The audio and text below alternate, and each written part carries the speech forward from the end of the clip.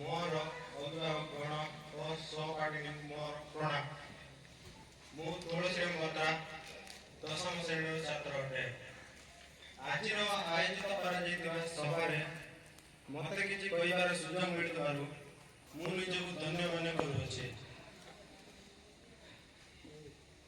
मु आज मत मो भले रही पाठ पढ़ुवा भाई और भौणी मान सरकार तथा आम विभाग तरफ जो सब सुविधा सुजोग मिलूँ से संपर्क में कहवाक जाऊँगी।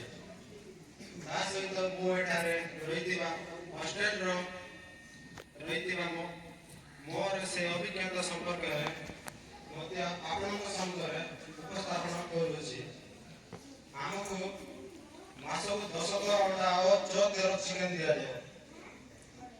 मासक छात्रावास वृत्ति रूपे 1050 टका मिलूँ।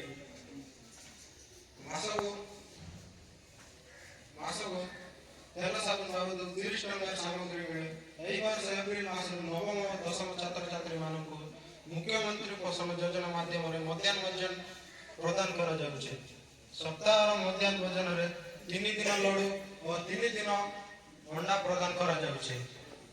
पूर्वतन मुख्यमंत्री समय मध्याह्न भोजन दैनिक खर्च पिला प्रति 8 टका 82 पैसा थिला, किंतु वर्तमान समय 14 टका 74 पैसा मिलुचे।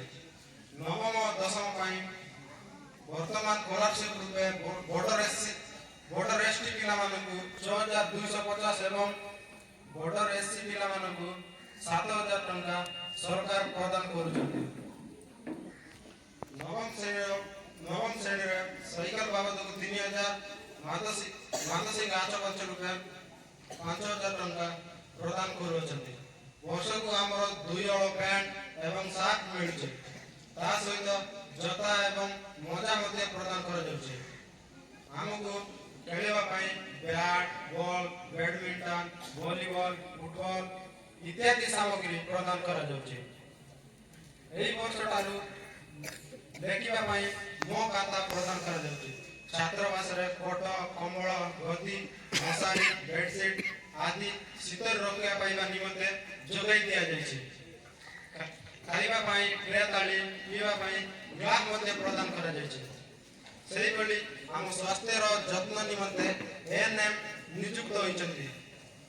से एवं स्वास्थ्य विभाग तरफ अधिकारी माने आसी हमर नियमित स्वास्थ्य परीक्षा करते। हमर सुरक्षा और निरापत्तार मध्य एटार दृष्टि दिया जाउछे। मेट्रोन शिष्य बली कर्मचारी आम मान सुरक्षा करते सर्वदा सचेतन अच्छे।